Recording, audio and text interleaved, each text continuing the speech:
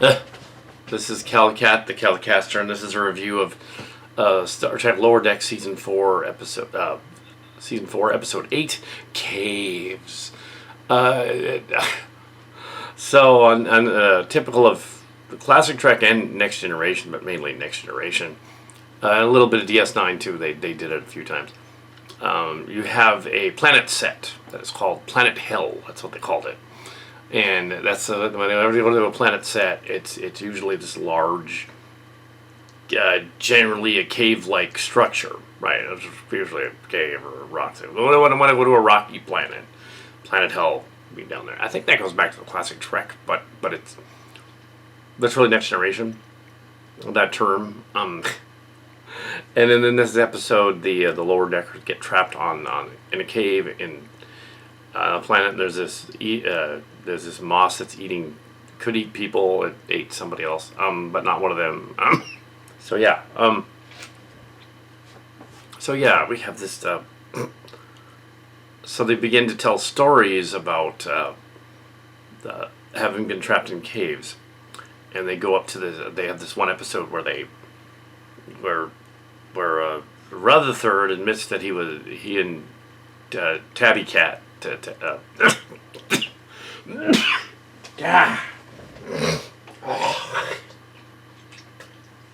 Ugh. It's dusty in here. So yeah, and these aliens, there's aliens with them in the cave, and the aliens from, I think, the Enterprise aliens. They touch you and they impregnate you, and they impregnate Rutherford, and that was funny. And I guess he gives birth out of his butt because it couldn't come out as pee hole. So and they raise the cave baby as they try to get out. And they meet the monster, and the monster says, "Well, it had a kid too," and it's kind of a yeah." And Giovanni doesn't like children and like Picard, and learns to appreciate that. So there's like these enjoy. They also have those funny armed alien things. I think from the animated series. Those floaty ones that want to lay a pot in your neck, and they're shapeshifters. I think that's what those guys are. And they're in it too. And there's and there's a Boimler episode about a conspiracy theorist that goes with him, and they make fun of that and the internet being like conspiracy theories. And there's also and they find the aliens happen to be there, so the conspiracy's real, but it's not really like a problem because they let them go after they eat bugs. Some other shows. We also have Mariner's story about going with Delta Shift to a planet, and they go to these rocks do old age to them. There was also apparently an episode where these rocks are in a chronoton field, and Mariner and the Delta Shift lady grow old in the chronoton wave thing. And then they realize they have to get the youngest crewman to go in there, but the youngest crewman has been broken his leg, and when he goes through there, his leg falls off. Yeah, but he manages to do it. So we have and then they go back, and then they age back into normal again. Apparently, there was an episode where they all met those aliens that tried to make them look older and go into the future and stuff, which is a reference. And they reference a Turbolift episode where they were all trapped in a Turbolift and had to pee in it. They never addressed that on Next Generation when they had disaster or a Turbolift. Yeah, where would they pee? And Shax rescued them, and Boimler apparently pissed himself. They didn't show it, of course. But yeah, that was what frees them from the cave, because the cave moss thing is alive and it wants to hear the Turbolift story. So that's kind of the nutshell what the story is about. There was a episode about there was an old magazine called National Lampoon magazine, made a spoof of Star Trek where it was supposedly semi-realistic. They beam down to a planet where the stinky moss goes after Kirk, and they have to kill it before the air runs out because there's no air on the planet. Beam back up, so they're probably not paying reference to that so much as paying reference to the idea of that. Yeah. Okay, in the Silly Trek role-playing game, the precursor to Starship Locations, in 1988, there was an episode called Eating Grass, or John Eats Grass, Mark Cards Eats Grass. And in this episode, this was 1988, this is season 2 of, actually it's 87. It's 1987. It's the first season of Silly Trek. It's the one with the Reagan's brain and all that stuff. And Boy George Michael Jackson, a very clever joke on Boy George Michael and Michael Jackson. For somebody 16, that is a clever joke. That's funny. All three of them conglomerate together to an alien that gives everybody Zeldanian Nintendosis. Well, Zeldanian Nintendosis is also kind of a clever joke, because those two universes, when Zelda and Zelda is that doesn't make sense. I guess we just liked Zelda. Oddly enough, not Mario. No, Zeldanian Nintendosis. That sounds more alien. Well, Mark's Cards gets Zeldanian Nintendosis because of his friends Henry and Chris having a relationship. So he gets the Zeldanian Nintendosis, but instead of having a relationship, because he's a changeling being apparently, or some sort of weird, like that critter in this story that can make a baby, he gets pregnant. He starts eating grass in the quad and gets pregnant in the story, and that's eating grass. And I guess it comes out of his butt because like Rutherford. So this is an obscure reference from the Cillian universe, because in Starship Locations I think it's only mentioned twice. So clearly, the people who are doing Lower Decks, aside from the Enterprise episode, which also referenced the same thing. So they probably saw it in the Enterprise episode and didn't realize where it came from. It came from us. Like the apple and the backpack, apple tossing thing, the backpack. This other one comes from us. Yes, this is from Cillian Trek. OG Silly Trek. You must have read the forum online. That's gotta be it. It'd be funny if a guy got pregnant. Yes, there was the movie Twins, but I think that came out a little later. Or it might have been at the same time we were spoofing it. But yeah, obviously Mark's Cards could not get pregnant. And Trip Tucker could not get pregnant from the alien touch-up. But it's the same source. It's Silly Trek. It's a Silly Trek story. And just like the Teddy Ruxpin Iliop Planet story they didn't film, which is a key story in the series of Cillian Realms. That is one of them. But this one here is especially interesting because this is so obscure that clearly the people at Lower Decks have read the forums, even though some of them are not online anymore, have read all through Cillian Realms and said, this story would be funny to make fun of. Let's have one of our crewmen be a man that gets pregnant and has to have a space baby, because that's funny. Let's do that. And then they decided, let's do that. And I was laughing my ass off because I was like, I wrote this. Like, in 1987. But yes, the Zeldanian Nintendosis, although male pregnancy does not become a factor, but the Zeldanian Nintendosis is a factor in Starship Destinations. The final season of Starship Strange New World Starship Locations, which is in production now. We're going to the final episode. And then on to, I guess, a sort of a pseudo movie, just to be funny, because it's there and we have a script, so let's use it. But it's fun that this Lower Decks episode did that, and also referenced the Trapped in a Turbolift. We didn't write a Turbolift episode, but the Cave episode, the National Lampoon's episode, the Pregnant Man, all that stuff.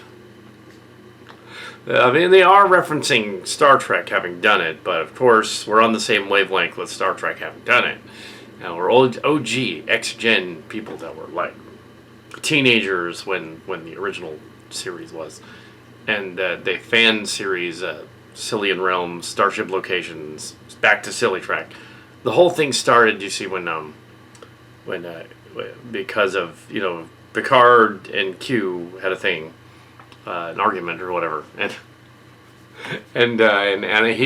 Q in this Cillian universe also visited Kirk, so Kirk and Picard meet in Cillian space frequently.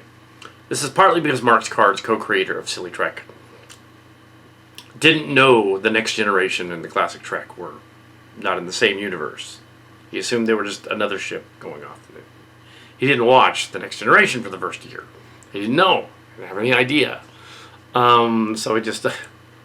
So yeah, that's what happened. So that combined the universes together. And of course, Q, being Q, and wanting to give powers to people that really shouldn't deserve it, Q would give powers to children, because he would. And there is precedent. There is an episode of The Next Generation where there's a Q girl, Amanda the Q, in it. Also a reference to, but yeah, it is. It's a reference. Absolutely. It's a reference to Amanda from the On Location too. On Location First Press. That is actually a reference to some of our stuff as well. So, yeah, they could say, the writers could say, no, we thought of it independently. No, you didn't. No, that's me. Absolutely. So yeah, they were probably thinking of something else, and then All That thought of it since they had they had Amanda Bynes, so they were like, let's do a spoof of that where it's another Amanda, where it's she's captain of a ship and she's like 10. So yeah, they've been thinking on the same lines as us for years. It's funny that they put animated characters in this story, like they were doing. We're not saying they're copying us. We're saying they're completely on the same wavelength. And that old reference is like, okay. So what happens is Q knows Picard doesn't like children, so he's like, well, what if I go to this completely obscure game called Starship Locations, then called Silly Trek, and I find these children from the 80s, pull them into 2365 or so, because one of them is almost Academy age, and a couple of them are Academy age, Cal Catton and Tim, they're Academy age. Pull them through, they're almost seniors, so they would be going on to the Academy. So pull them through and then put them on the holodeck. But they had their own stories, and there were these twin girls, Chris and Libby, and they made Libby into the villain, but the holodeck also created a version of the holodeck Libby as well. Even though, and we called her the Libyan because Libby, not because of the country, but because of Libby and Back to the Future. We didn't even know that was a thing. We just threw that in there because we were teenagers in a special little school in the middle of nowhere. And the joke is that it's a school in the middle of nowhere. That's the joke. So like the Lower Deckers, we were the Lower Deckers. Yeah, before the Lower Deckers. And Lower Decks is based on an episode called Lower Decks, in which Cedo Jaxa disappears or dies, allegedly at the end with the shuttlecraft. They never bother to look for her. You think the Cardassian took her. And yes, the Cardassian took her. In the Cillian Realm story, they find Cedo Jaxa later on a prison planet with Nick Locarno, who has been redeemed because he was in the prison planet the whole time until the 2370s. And so they're redeemed. So they get redeemed and they get a ship, and that's Starship Locations. Yeah, in a nutshell. But yeah, those kids grew up, and they're us, and and they would have ships of their own or not, and some of them would leave, some of them would stay. The Starship Locations being the most prolific fan series of that, going back, and the Iliop thing that I mentioned. Also, it was Noy Picard, right? And the Iliop thing that I mentioned is funny. That's the Teddy Ruxpin planet story. That was a fan story circulating out there that one of the Next Generation episodes was going to be about them going to the Teddy Ruxpin planet because they read Silly Trek. The fans on the early internet had read Silly Trek. They were like, that's actually a real Star Trek story. No, it wasn't. No, no, that wasn't one of them. But that is funny. That was one of ours. That was a fan film. We never filmed it. We're not going to film it. It would be too weird. That's too weird even for us. As well as male pregnancy, that's too weird even for us. But Lower Decks could get away with it because they could animate it. And I guess it climbed out of his butt. It must have. Ooh, his sphincter is probably destroyed. Yep. So, that's the story. It's completely insane. You can say, okay, he's just making that up. This is not possible. But how can it... The coincidences is like... it's like Garrick and Bashir discussing coincidences on Deep Space Nine, and and Bashir saying he doesn't believe in them, and then Garrick saying he believes in coincidences just as long as there's something behind them. Andrew Robinson was awesome. Anyway, sort of like when he was talking about the little boy that cried wolf story and to Garrick, and Garrick said, "I don't think you get it right, Doctor. It's not that." It's not that the little boy lied and the village didn't believe him. It's that the little boy told the same lie twice. Oh yeah, he hadn't told the same lie twice. Oh shit. So if the Silly Track universe, is not lying, but there have been so many versions of it that it's in the lexicon without them really kind of even knowing it. Although some of them would know it. I suspect that if you ask David Gerald, he would know. He'd be like, "Oh yeah, those guys, yeah, the Calcat guy, yeah, they made a Tribble episode. It's cool, yeah. I only saw the trailer though, and watched the episode." But yeah, in the trailer we stole the joke from an online thing about I haven't had a shag in 16 years. That was an online Trek parody. We did steal that from someone else. That was stolen. I haven't had a shag in 16 years. Yes, but 16 years. But yes. Yeah, also referencing the crew is slightly older and stuff is Starship Locations. They're basically saying that fan film that exists, it's canon with Lower Decks. Yes, it is. It's canon with Lower Decks. Absolutely. It's canon. So, yeah. Captain of the San Jose showed up. No, he didn't actually in that episode, but you heard him in the background. Yeah. That was Calcat. Yes. And for Halloween last year, I was Captain of the San Jose. With the full-on beard and the outfit.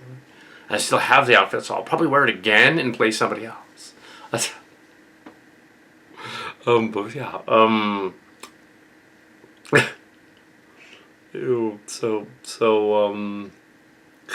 Yeah, that's kind of it. I was rambling on about silly in space, but then again, I do that. Yeah, and this episode had a lot of that in there. It had like 3 different elements of that. But the National Lampoon's thing was not mine. That was somebody else. Also, those weird alien things from the animated series, they weren't they weren't mine either. So yeah.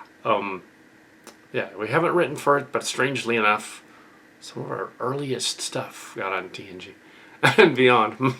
Weird. Anyway, so yeah.